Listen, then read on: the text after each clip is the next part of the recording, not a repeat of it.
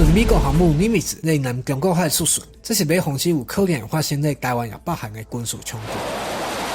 免讲去年的乌俄战争，各方去想到咱2023年亚太地区可能发生的战事。这关键的火点是讲中国上新的宣港航母嘛出发要甲美国航母做伙在南中国海巡演，有影是有要相拼的意思。根据 Bloomberg 记者 Steve Engel 表示 ，Nimitz 航母是美国上老的，总是伊也是真采用在西太平洋为美国军事拍拼。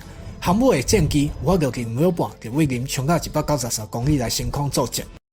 那讲到航母的现实军力，美国在然是上大尾，包括中国在内别个国家，亲像印度、意大利、日本、英国，拢刚刚2人尔。表面的数字莫讲，中国甲美国嘛还要加强因的实力。美国咧升级因4级的航母，中国是想步要伫未来10年，甲因海军军力下到全球的公海拢有通去，真做有美国的南海海军。过来这位是中国把握风险控制分析组的负责人 Andrew Gillham， 伊讲这代志毋是要论谁较有才调无，是要论意图。重点是因是安怎看对方，因看到的是人的军事加强，我当然嘛爱。这拄好就是军事冲突愈来愈严重的现啦。伊嘛讲，百面来看，这军事冲突较袂是意外，结果是政治甲经济会行大升。伫过来这10年，中国毋知佫会变啥网，有影是危险。这世间力量的平衡，真正着看美国甲中国是安怎来顾经济啊。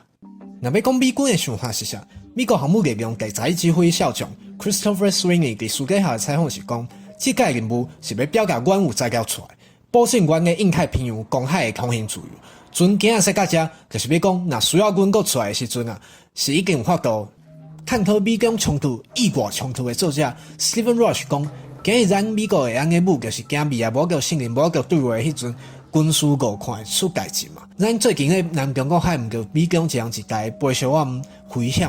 伊嘛有讲，美国表面是身困斗阵，讲袂甲中国动，事实已经甲动。拜登就连也是照顾继续独立的制裁，甲先前的半导体石禁止出口甲中国，这有影互中国的压力大加。咱若阁想讲吼，因会渐渐无印象，安尼毋着伤古锥啊。